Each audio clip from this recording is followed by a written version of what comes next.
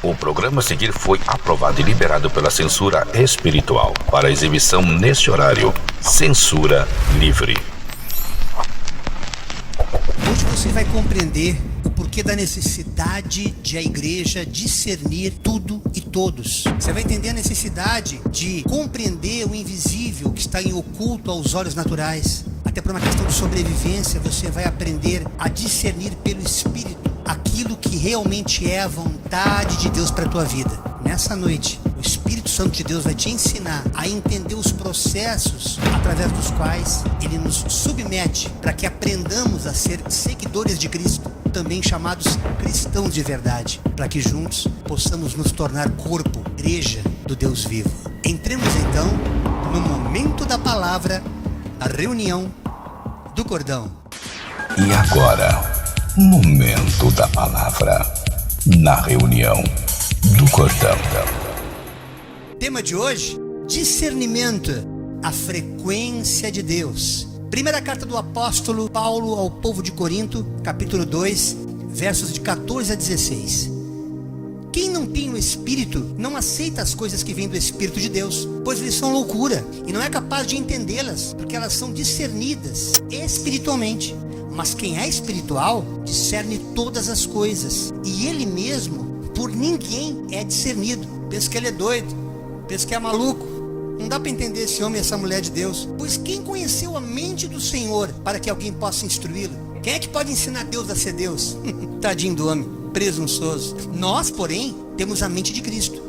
Irmãos, você vai entender a partir de hoje. Eu falo com a igreja do Senhor, os meus irmãos queridos, irmãos de outros ministérios, irmãos de outras denominações, de outras congregações, para que você que tem essa fome, essa sede de pregar o evangelho, você não jogue mais pérola a porcos, não se submeta mais a sacrifícios de tolo, a pregar para alguém que não quer entender, que não tem compreensão, cuja mente está fechada, está cauterizada pelo príncipe desse século. Portanto, não adianta tentar explicar coisas espirituais a pessoas carnais, porque elas estão completamente desconectadas de Deus, estão surdas, achando que Deus está mudo. Esse discernimento espiritual trata-se de uma visão que vai além do véu, que vai além daquilo que a visão, a audição ou quaisquer outros sentidos humanos possam compreender, porque esse discernimento é a capacidade que o próprio Espírito de Deus colocou dentro do ser humano para distinguir a verdade da mentira, a verdade que realmente é a palavra do Senhor, o certo do errado, o verdadeiro do falso, para que você não caminhe confuso, não caminhe achando que quem sabe aqui é diferente ou acolá é daquele jeito. Não há duas verdades. O modus operandi de Deus sempre é o mesmo, e essas decisões elas precisam estar alinhadas com a vontade de Deus, que é a própria palavra. Milhões de pessoas, irmãos, estão peregrinando nesta terra, nessa existência, surdas, cegas espiritualmente, distraídas, ignorando os sinais de Deus, que a todo instante está derramando sobre a humanidade. Mas a humanidade não o percebe, porque sua mente está cauterizada. Os sentidos dela não conseguem absorver aquilo que não pode ser captado pelo paladar, olfato, audição, tato. Nada disso pode captar, ainda que Deus muitas vezes se revele, como eu já pude escutar a sua voz. Já houve momentos que eu já ouvi a voz de Deus. E é algo tremendo, mas Ele não está refém de, através dos nossos sentidos, se manifestar para a gente. Mas Ele está realmente nos orientando, nos instruindo a todo tempo, em toda circunstância, para que a gente aprenda a discernir tudo e todos, nos desconectando de pessoas que não nos fazem bem, nos afastando de circunstâncias ou pessoas erradas. E a gente vai entender o porquê de tantos templos, também chamados comumente de igrejas, estão lotados de irmãos, infelizmente com seus corações vazios, completamente insensíveis, sem fé, que não conseguem distinguir os sinais de Deus. Irmãos que muitas vezes se dedicam com orações, jejuns, consagrações, frequências, respeitando academicamente tudo que lhes é passado liturgicamente, teologicamente, mas os ouvidos espirituais estão fechados para essa compreensão. E essa noite Deus quer falar ao teu coração aquilo que é necessário para que você verdadeiramente tenha uma vida com Deus. E você vai perceber que é um pouco diferente do que talvez a religião tenha te instruído. E você muitas vezes percebe: quanto mais eu rezo, mais assombração me aparece, pastor. Quanto mais eu frequento a casa de Deus, a casa de oração, menos vontade de orar eu tenho, menos comunhão com Deus eu tenho. O que está acontecendo? O que está acontecendo? O que está acontecendo? A palavra de Deus vai te ajudar essa noite a te instruir. acerca de verdades espirituais que até hoje estiveram ocultas ao teu conhecimento. O apóstolo Paulo, na sua primeira carta aos Coríntios, no capítulo 2, versos de 9 a 13, nos diz que é a isso que as escrituras se referem quando dizem: olho nenhum viu, ouvido nenhum ouviu e mente nenhuma imaginou o que Deus preparou para aqueles que o amam. Mas foi a nós que Deus revelou estas coisas por seu Espírito, através do Espírito Santo. Pois o Espírito sonda todas as coisas, até os segredos mais profundos de Deus. Pois quem conhece os pensamentos de uma pessoa, senão o próprio Espírito dela? Da mesma forma, ninguém conhece os pensamentos de Deus, senão o Espírito de Deus.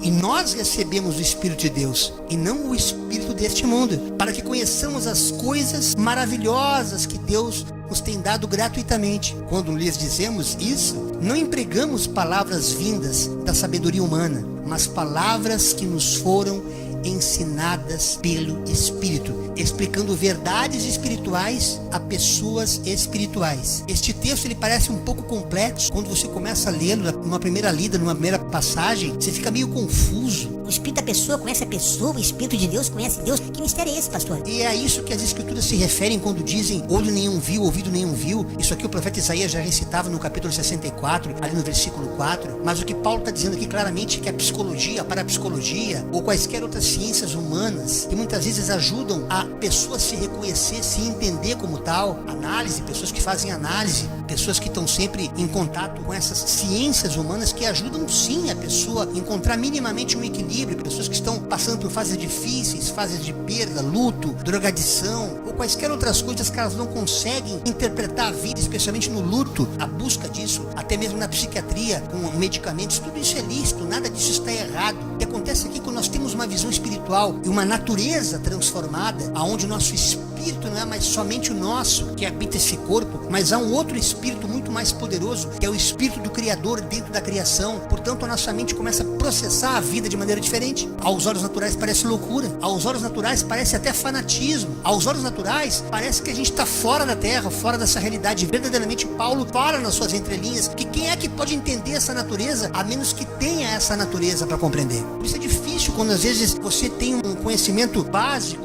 interpretação básica do que é uma vida com Deus, mas essa basicalidade é para quem já tem uma experiência. É como eu pegar o violão e começar a tocar sem precisar necessariamente olhar para os meus dedos para fazer os acordes, que já tem uma mecânica, já tem algo natural, praticamente instintivo no tocar o instrumento. Assim é uma vida com Deus. O problema é que as pessoas perderam a sensibilidade dessa naturalidade sobrenatural de Deus na vida delas. Vou explicar. Pessoas que comumente costumam viver milagres com Deus, e aquilo parece uma obrigação de Deus fazer o tempo inteiro milagre. Eu lembro que no começo da minha conversão só faltava Deus se materializar para mim. Ele falava comigo diretamente, cara a cara, face to face, sem aparecer. Eu escutava com o coração naquela voz. Não era uma voz audível ao meu sentido de audição, embora no dia que eu ouvi a voz dele eu fiquei completamente impactado quando eu ouvi Deus me dizendo quando seria meu casamento, o que ele faria na minha vida. Eu escutei com esse ouvido. Era uma voz semelhante como se eu fizesse uma concha no ouvido, estilo aquela dupla Milionários é Rico, que faz aquela concha para provocar um retorno. E eu ouvi a minha voz como se fosse uma outra voz. E ali, aquilo que a minha mente não tinha pensado, não tinha processado, eu nunca tinha enxergado nada parecido, nem ouvido nada parecido. E é exatamente o que Paulo fala ao povo de Corinto, que o olho não viu, o ouvido nem ouviu. Por isso que essas experiências verdadeiras com Deus que nos impactam, elas começam a se manifestar quando nós chegamos no limite da provação. E infelizmente, na maioria das vezes, é pela dor. Há pessoas que se voltam para Deus de maneira religiosa e pensam ter uma relação com Deus pela frequência do tempo, pela fidelidade nas ofertas. Tudo isso é lícito. Tudo isso é bom, porque Deus quer que nós congreguemos, independente de ser no lar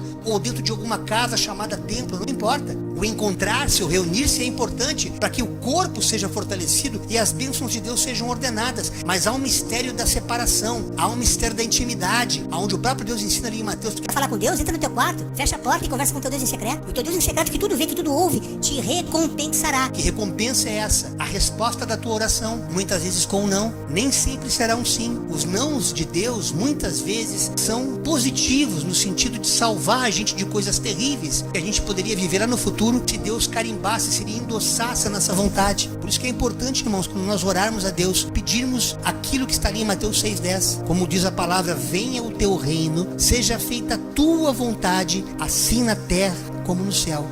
Quando o modelo de vida espiritual que Deus quer que nós tenhamos aqui na terra se assemelha ao reino dos céus, é nesse momento que Deus manifesta o seu Espírito em nós. Nós, réis mortais, com a capacidade cognitiva muito pequena, por mais que nós estudemos e nos formemos em teologia, e tem tantos batendo no peito com anéis em suas mãos, PhD, doutorado, mestrado e blá blá blá em teologia, como se pegasse um cadáver numa mesa de ML e tentasse estudar Deus na sua infinitude, quando na verdade o cognitivo humano é finito. E nós não podemos entender com a nossa mente humana aquilo que está muito além, porque Deus é loucura, Deus é impossível, Deus é tão impossível que ele não existe. Parece filosofia, mas quando a tua compreensão espiritual entende a magnitude deste Deus o qual tu estás te relacionando, tu vai perceber que ele não cabe numa caixinha chamada religião. Ele não cabe dentro de um dogma humano, no qual tu chama de religião isso, religião aquilo. Ele está muito além de uma doutrina humana. E é nesse momento que a tua mente começa a expandir, a tua consciência começa a se dilatar, a ponto de você ouvir Deus mesmo no silêncio, mesmo quando ele não fala verbalmente ou auditivamente aos teus sentidos. Portanto, essa oração, venha o teu reino, seja feita a tua vontade, quando você para orar, você vai perceber que ela abrange outros pedidos importantes que supram as necessidades humanas, como o pão nosso de cada dia, que é imprescindível, que a gente não vive sem comer, sem beber, o perdão de dívidas e a libertação do mal.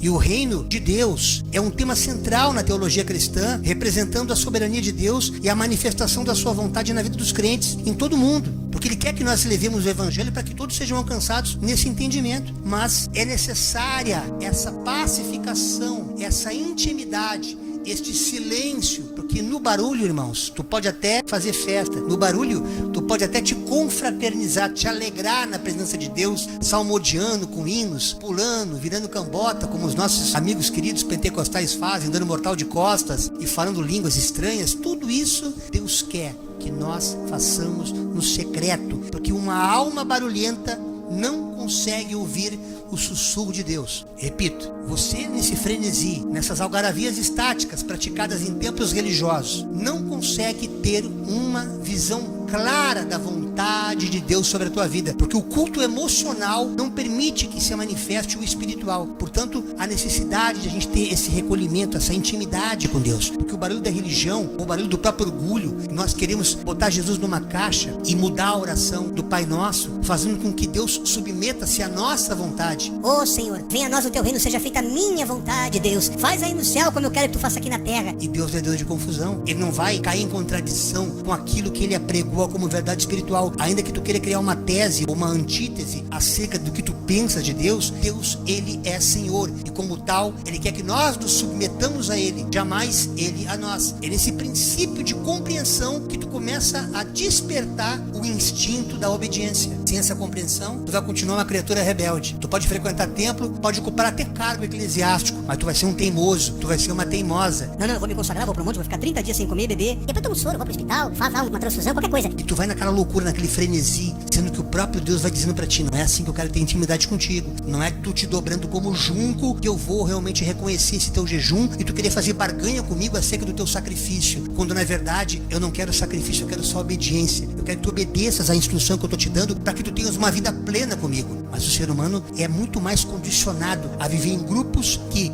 pratiquem uma determinada liturgia que favoreça ao próprio grupo e não a vontade de Deus manifesta neste grupo. E é essa insubmissão que faz com que muitas religiões, muitas igrejas que estão professando o nome de Jesus, mas ele não se faz presente nesses lugares, porque ele não compactua com aquilo que é dito naqueles lugares, porque a sua palavra não é mais pregada ali. Então esse silêncio de Deus nos força a olharmos para dentro de nós e a lidar com o nosso vazio existencial. Quantas vezes eu pedi coisas que eu necessitava para Deus, eu ficaria aqui praticamente a reunião do cordão de hoje toda, contando testemunhos dos quais a gente enfrentou, eu, minha esposa, e nós não ouvíamos Deus falar absolutamente nada, daquele silêncio, mas em meio àquele silêncio, aquele vazio, na oração havia uma pacificação, e mesmo diante daquela falta de resposta, havia um trabalhar de Deus, que na paciência, na espera, no descanso, o próprio tempo, o passar dos dias, às vezes semanas, muitas vezes meses, chegou a acontecer até anos, mas a resposta vinha, a direção era dada.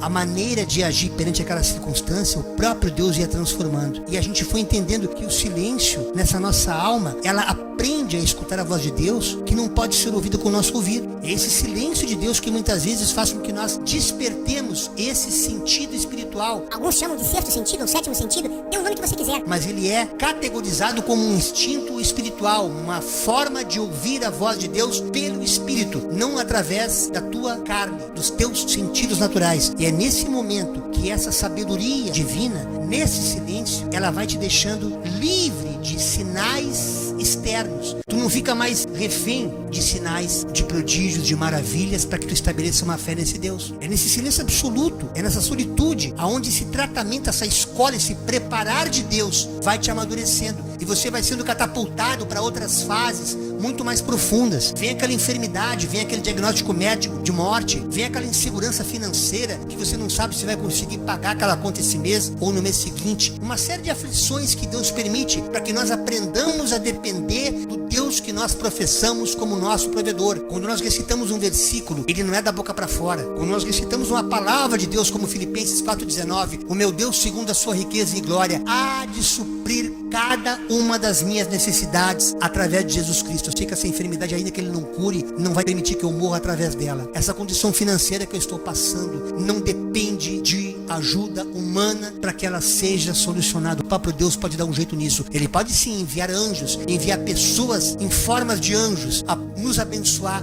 mesmo sem saber o que nós estamos passando. Deus não nos trata como manada, ele nos trata como igreja, como corpo, como rebanho de ovelhas, segundo o propósito para o qual ele chamou. Ainda que uma se desvie, ele deixa no aprisco guardadas 99 e vai buscar aquela que se desviou, porque cada uma é imprescindível, é importante, é filha amada dele. Então nunca te preocupe com as necessidades que tu estás passando, que aos teus olhos naturais são insolúveis. Tu não tem como resolver. Busque Deus de todo o teu coração e tu serás surpreendido, surpreendida acerca da maravilha que esse Espírito Divino vai se manifestar sobre a tua vida. Muitas vezes decisões precipitadas que a gente toma faz com que a gente saia da presença de Deus. Eu louvo a Deus, irmãos, que desde que eu tive esse chamado no dia 12 de outubro de 2005, Quisera Deus se todos para os quais a gente prega passassem por esse processo. não necessariamente da mesma forma, cada qual tem uma forma de Deus tratar, mas essa maneira que Deus se manifestou para mim, ela foi tão maravilhosa que naquele mesmo instante ele já me passou esse dom abençoado de discernir tudo e por ninguém ser discernido, de permanecer na presença dele, ainda que tudo contrariasse pressões externas de familiares, amigos que conheciam aquele Jairo Leandro com H do tempo que fazia shows. O que fazia sentido? Tu pode ter essa tua religião, mas não deixa de cantar aquela música que tu cantava.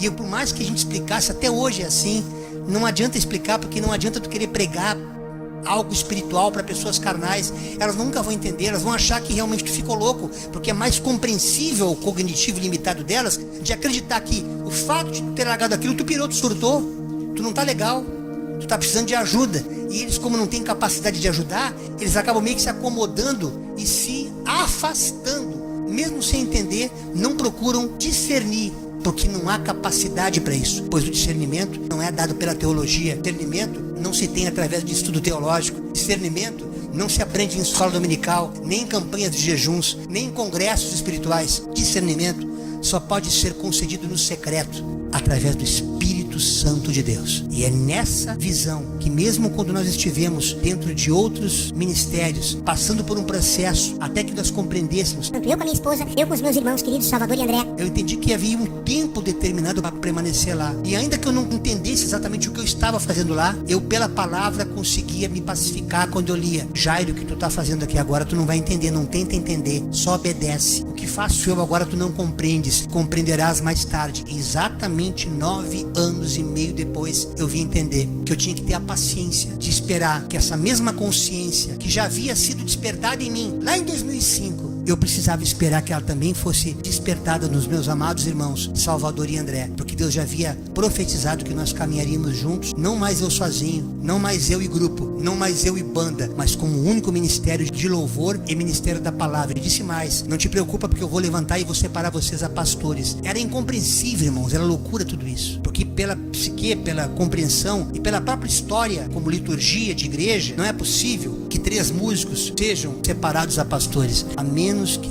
Deus esteja nesse negócio. Nem nós tínhamos formação teológica para isso, mas no exato instante, Deus levantou um profeta, um homem de Deus, conforme havia sido profetizado lá em São Paulo, que aconteceria na minha vida. Deus nunca nos deixará confundido. Sempre que você buscar Deus, escute isso, Ele vai deixar você muito tranquilo, muito pacificado na aflição. Ele não vai te tirar do trauma, Ele vai usar o trauma, Ele vai usar a circunstância adversa, seja na enfermidade, seja na vida financeira, seja em qualquer circunstância, até familiar, opressão, desentendimentos, contendas. Ele usa a circunstância para que na circunstância o seu espírito se manifeste, muitas vezes no silêncio, mas Ele vai permitir que isso seja confirmado, corroborado por homens. Haverá momentos que você não vai encontrar a saída, mas daqui a pouquinho alguém numa conversa, os teus ouvidos estão tão afiados que você vai ser pacificado, como alguém muitas vezes que você nem conhece, cruza o teu caminho e te fala: aquela enfermidade que Deus me mostra que tu tens, Deus está curando. Ora, que a enfermidade que tu tens talvez não seja curada, mas ela não é para a morte, mas é para que o nome do Senhor venha a ser exaltado, venha a ser glorificado. E você vai vivendo de fé em fé, e aquilo vai te nutrindo, aquilo vai te alimentando a ponto de você não duvidar mais de Deus. E são esses testemunhos maravilhosos, irmãos,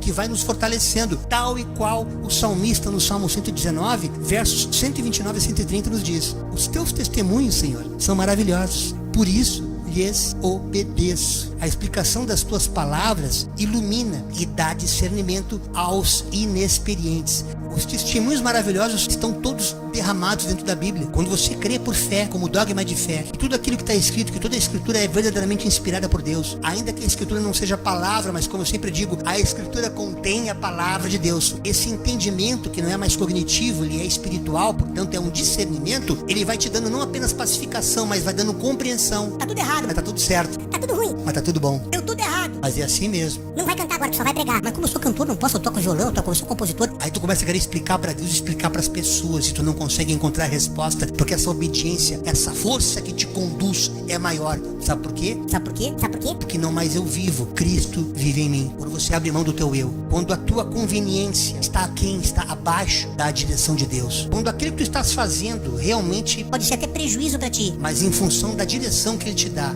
tu faz aquilo é automaticamente pacificado. Irmãos, eu já passei por provas que eu não tenho tempo de enumerá-las aqui. A circunstância é que Ele vai examinar o nosso coração e vai verificar o que tem aqui dentro. E verdadeiramente nós estamos realmente nos esforçando para buscá-lo cada vez mais. Na prática, não apenas de boca. Ou se nós estamos com conversa fiada, religiosa, só para poder impressionar irmãos em Cristo. E é justamente essa palavra que Deus fala aqui em Mateus 11:12. Quando desde os dias de João Batista até agora, o reino dos céus é tomado por esforço, e os que se esforçam se apoderam dele. O reino de Deus, o reino dos céus é tomado por esforço, e os que se esforçam se apoderam dele. Eu nunca tinha entendido isso com ouvidos naturais, mas quando eu percebi que eu me esforçava em buscar esse Deus, quando eu me esforçava em fugir do pecado, quando eu me esforçava mesmo sem condições em ajudar o próximo minimamente, nem que fosse com uma oração. Não tem ouro nem prata, mas o que eu tenho eu te dou. Levanta e anda, segue em nome de Jesus. Quando eu tinha essa vontade de ajudar além daquilo que estava ao meu alcance, e aquele amor brotava no meu coração por essas pessoas até estranhas ao meu convívio, ali eu vim entender que eu estava vivendo na prática essa palavra de esforço, ou seja, de buscar fazer a vontade do Senhor, para que nesse esforço o Espírito de Deus me pacificasse. E essa é a grande senha, esse é o grande mistério, que ainda que você não consiga compreender a circunstância que tu estás vivendo, mas esse sinal de pacificação é a senha do Espírito de Deus, de que Ele está em concordância contigo. E ainda que tu não compreenda os desígnios de Deus nessa aprovação, tu tens aquela convicção, tu discerniu a vontade dEle, e é nesse discernimento que agora tu tá cheio da luz, tá cheio da sua presença. Ele vai deixar você muito tranquilo, e tu não ficarás confundido acerca das tuas atitudes direcionadas pelo próprio Deus. Paulo explicou esse mistério ao povo de Éfeso, ali na carta aos Efésios, capítulo 5, versos de 8 a 10. Porque outrora vocês eram trevas, mas agora são luz no Senhor. Vivam como filhos da luz, pois o fruto da luz consiste em toda bondade, justiça e verdade. E aprendam a discernir o que é agradável ao Senhor. Oh, glória a Deus! Descobrir o que é agradável ao Senhor é para aprender esse mistério, irmãos. É essencial cultivar uma vida de oração. Para você conseguir entender qual é a boa, agradável e perfeita vontade do Senhor, é ler as Escrituras. Tu não tem como escapar da leitura bíblica. É a vontade de querer fazer a vontade de Deus. E a vontade dele está expressa no texto. Dentro do texto tem a sua palavra, que muitas muitas vezes continua oculta para cristãos de coração endurecido. Mas quando você abre essa compreensão, você vai ler com uma maneira que nem teologicamente ela possa ser explicada, porque Deus vai falar diretamente contigo e vai te dar a revelação, Vai te dar a compreensão. do que Ele quer falar, como Ele está falando conosco aqui essa noite. Coração que tem discernimento adquire conhecimento. Então tu discerne todas as coisas e por ninguém consegue ser discernido. Esse conhecimento, que nada mais é do que a sabedoria do Altíssimo em ti, vai fazer tu conhecer o mundo espiritual como ele é, e não como principados e potestades distorcem. A humanidade anda na contramão por causa disso, presas às suas vaidades, em si mesmadas em seus projetos pessoais, sem querer entender que Deus tem algo maior para eles, mas eles não querem viver isso, porque está oculto aos seus olhos. E é nesse momento que esse engano revestido de verdade, muitas vezes, tem infiltrado na igreja. Observe que esse revestimento, que as pessoas muitas vezes disfarçadas de anjos de luz, se aproximam de pessoas que estão buscando fazer a vontade de Deus, acontece com ministérios também domésticos, pequenos como nós. Já aconteceram pessoas de vir aqui em casa e num primeiro momento parecia serem irmãos, serem irmãs, mas ao pouquinho, irmãos, você vai dando a oportunidade de elas se manifestarem, seja numa forma de falar, na maneira de ler a palavra, e a boca vai falando daquilo que o coração está cheio. E é nesse momento que você vai discernindo a mesma coisa que aconteceu na igreja primitiva, ali em Atos dos Apóstolos, no capítulo 5. Não vou ler todo o capítulo porque ele é muito longo, mas quando o apóstolo Pedro teve um discernimento muito claro de Ananias e Safira, que era um casal que tinha vendido uma propriedade e decidiram entre os dois entregar somente uma parte dessa propriedade e guardando a maior parte para eles. E esse mistério ficou muito oculto durante anos. Eu li esse livro e não entendia nada. Mas o que tem? O senhor sempre fala que cada um contribua segundo aquilo que propôs o seu coração, não por tristeza nem por necessidade. Eu lia e não conseguia, examinava, e é coisa tremenda quando o Espírito Santo fala ao coração. Filho, o que acontece aqui foi muito mais sério, porque eles queriam ostentar, chegar e dizer assim: Nós vendemos uma propriedade e estamos abençoando a igreja. eles não estavam mentindo apenas para os apóstolos, eles estavam mentindo para o dono da igreja que estava presente ali, com o Espírito Santo. Que da trindade entre Pai, Filho e Espírito Santo, que está na terra hoje, é o Espírito Santo de Deus. E a partir do momento que Pedro, por discernimento, irmãos, porque não tinha como ele saber, não tinha como ele adivinhar que aquele casal havia vendido uma propriedade, estava mentindo que estava doando praticamente toda a propriedade, quando na verdade eles estavam apenas doando uma pequena parcela e não havia nenhum tipo de motivo. O próprio Pedro falou para eles: Por que vocês estão fazendo isso? Alguém cobrou? Alguém pediu alguma coisa para vocês? Não é para mim que vocês estão fazendo isso. Vocês estão mentindo para o Espírito de Deus. e por causa disso o juízo de Deus está sobre vocês. E ambos, no intervalo de poucas horas, foram fulminados, morreram, irmãos, porque brincaram com a igreja do Senhor. Agora imaginemos se esse episódio, que gerou muito temor e tremor naquela época, não tivesse acontecido. Talvez outros tantos Ananias e Safira estivessem brincando. Claro que existem hoje muitos Ananias e Safiras, acontecem dentro de instituições tidas como evangélicas, onde o Espírito Santo não está presente. Portanto, o próprio Deus já os entregou à própria ignomínia, para que eles sejam tratados segundo a sua própria falta de caráter, segundo o seu próprio comportamento. Deus não está nem requerendo deles, porque eles já estão caindo na própria apostasia. Aquilo que estava encoberto, na verdade, vai continuar encoberto aos olhos daqueles que não querem enxergar. Mas aqui na igreja do Senhor, essa mentira não fica oculta. Tanto que todos os apóstolos naquela época, na igreja primitiva, tiveram essa lucidez, esse discernimento, a ponto de que mentira não entrava na igreja. E muitos que se fingiram consagrados, na verdade, estavam tentando manipular a igreja do Senhor. E é triste, irmãos, quando as pessoas não têm esse discernimento. O próprio livro de Provérbios já falava no Antigo Testamento, no capítulo 18, verso 15: o coração do que tem discernimento adquire conhecimento, os ouvidos dos sábios saem à sua procura. Ou seja, o discernimento espiritual nos faz ver as pessoas como elas realmente são e não como elas se mostram. Não adianta botar capa, irmãos. Deus colocou um scanner na gente, que a gente consegue enxergar a alma delas. Não me pergunta como é que acontece esse mistério, mas ele acontece, seja por sonho, seja uma intuição. Então somente você olha e enxerga. É esse discernimento que Deus disponibiliza à igreja. E se tu permitires, se tu quiseres, Ele está disponível para ti a partir de hoje, desde que você creia e santifique-se na presença desse Deus e obedeça a sua vontade. Você desfrutará desse mistério. Um grande mistério que aconteceu também é acerca dessa visão, dessa compreensão, desse discernimento espiritual, aconteceu através do jovem Samuel. Ali no primeiro livro de Samuel, no capítulo 3, e é um testemunho pessoal também que eu tenho com essa palavra, porque eu conto no meu testemunho ali no canal do YouTube. Quando eu ouvi essa frase ali em São Paulo, na casa do hoje pastores Israel e Vanise, essa mesma frase, lida até então meramente um conhecimento teológico, Samuel, que era aquele jovem que havia sido escolhido por Deus, filho de Ana, foi entregue ao sacerdócio para que se tornasse ali um profeta e veio ser juiz, foi um homem muito usado por Deus. Teve uma determinada noite, ele ainda guri, pequeno, ele ouviu aquela voz chamando ele por ele, Samuel. Ele foi correndo até o quarto do profeta Eli, o sacerdote, já era um ancião de dias. Ele perguntou para o sacerdote: tu me chamaste, profeta Eli? Não te chamei, pode voltar para tua cama, vai-te embora daqui. Voltou para o quarto, segunda vez de novo: Samuel. Pois não, guri. Foi lá no quarto: o que foi ali? Eu não te chamei, guri, não te chamei, volta para o teu quarto.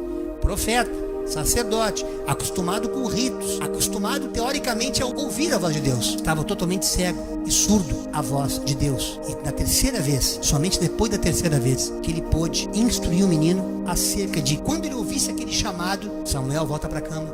Se tu ouvires essa voz de novo, pergunta: Senhor, eis-me aqui, fala que teu servo ouve, e depois tu me conta tudo aquilo que Deus falar contigo.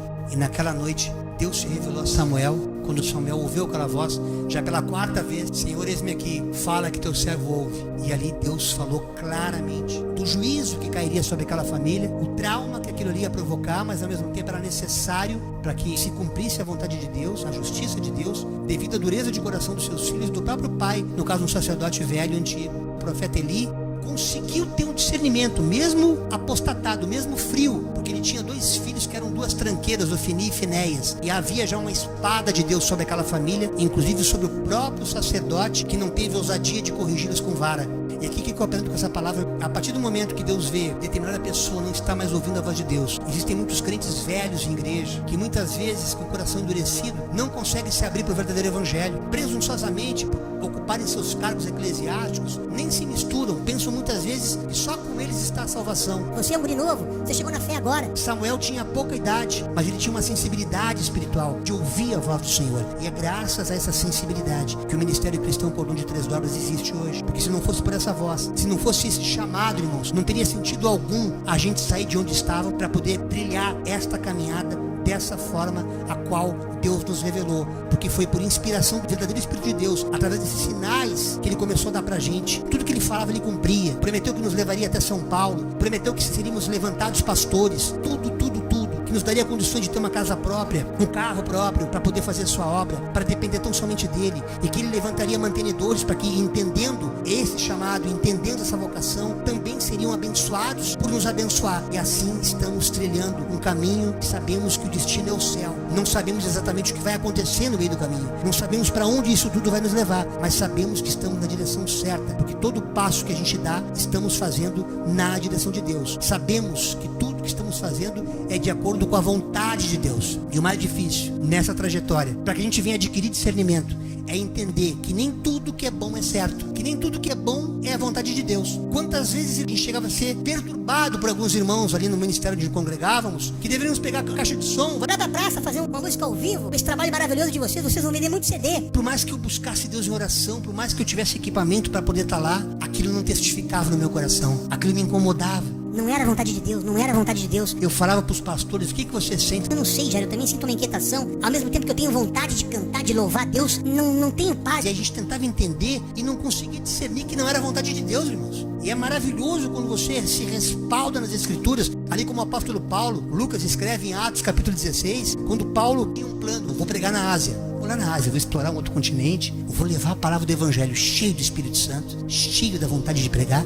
Mas ele foi impedido pelo próprio Espírito de Deus. É mais ou menos como tu pegar a Bíblia e ler assim, Marcos 16:15. Ide a todo mundo e pregar o Evangelho a toda criatura. Você inventou de ir lá para a China. Vou lá para Angola, você é missionário. Os ministérios geralmente que enviam missionários fazem isso. E daqui a pouco Deus fala assim: não, vai pregar lá em Sapucaia. Eu tenho uma obra contigo lá em Viamão. Não, mas eu tenho um chamado, eu tenho que ir lá para fora. O que tem de missionários e pseudo-missionárias fazendo obra na carne, irmãos, a gente fica só na arquibancada assistindo e já sabe o desfecho de tudo isso. É casamento destruído, é ministério falido, é vida financeira perturbada, é confusão em cima de confusão, porque estão em desobediência à vontade de Deus. Paulo teve esse discernimento quando, chamado por um homem que tinha necessidade de que Paulo fosse até a Macedônia, ele foi direcionado em vez de ir para a Ásia, e lá ele pôde pregar o Evangelho segundo aquilo que Deus tinha para ele naquele momento. Ou seja, pessoas sem discernimento insistem em caminhos, em relacionamentos, em ministérios que Deus já fechou. Há pessoas que estão presas dentro do sistema religioso, que ao contrário do que Deus fez conosco, do cordão, não entendendo isso, sentem-se aprisionados, irmãos.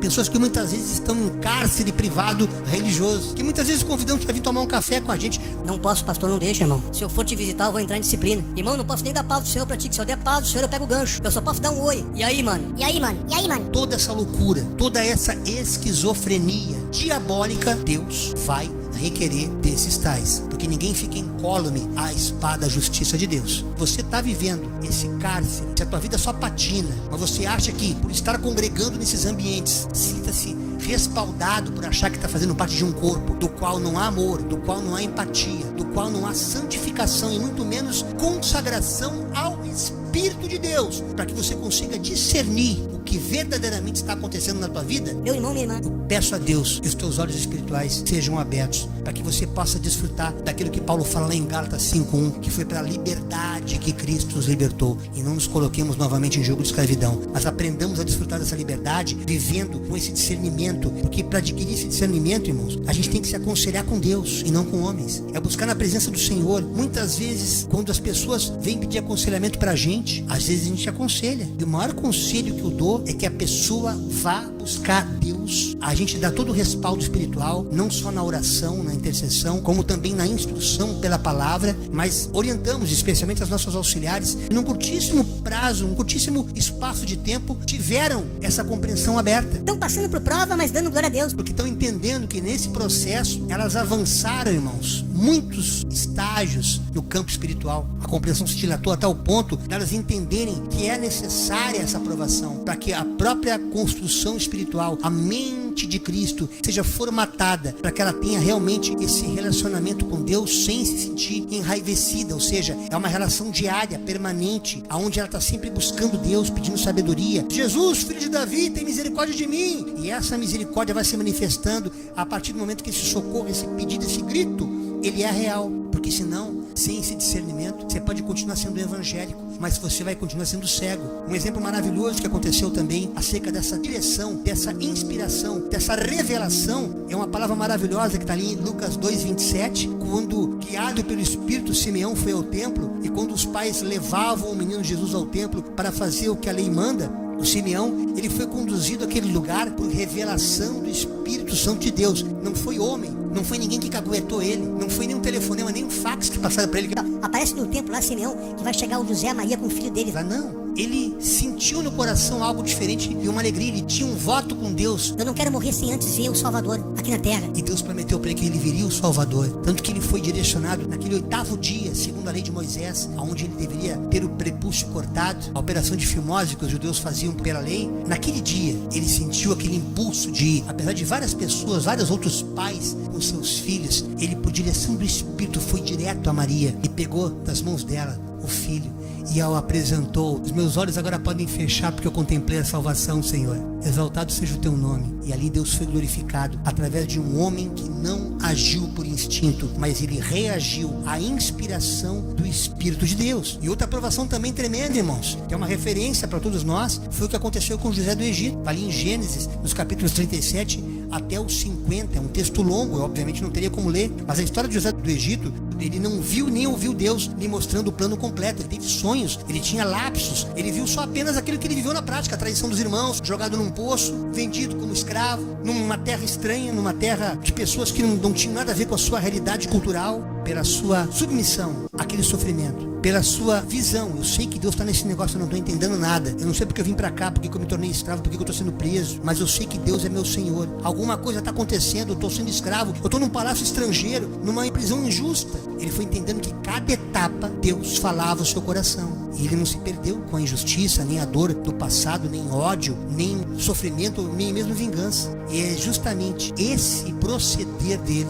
que fez com que Deus o levantasse como governador do Egito. E assim Deus quer fazer com todos nós. Ele pode levantar você no meio da tua família, ele pode fazer você diferente daquilo e muitas vezes foi até profetizado como maldição. Nunca vai crescer, nunca vai ser nada na tua vida. E Deus pode fazer da maldição virar bênção, desde que o teu coração esteja aberto para o Espírito de Deus, tirando todo o ódio, todo rancor, toda amargura. Por isso que é imprescindível o perdão. O perdão, ele te liberta de qualquer mazela, de qualquer ódio, de qualquer sentimento que possa te aprisionar e o diabo possa usar como acusação, como brecha para amarrar o teu caminho e impedir que as promessas de Deus te materializem. Portanto, irmãos, assim como José do Egito, aprendamos a viver cada etapa das nossas vidas e não permitamos que esse excesso de expectativa humana que todos nós temos, seja pelo esforço do trabalho. Eu estudei, eu tenho formação, eu creio que alguém vai me abrir uma porta, eu vou ser um grande empresário, eu vou ser um bom empregado. E você sempre confiando em homens, e isso vai te afastando de Deus e naturalmente, consequentemente, vai roubando o teu discernimento, e isso faz com que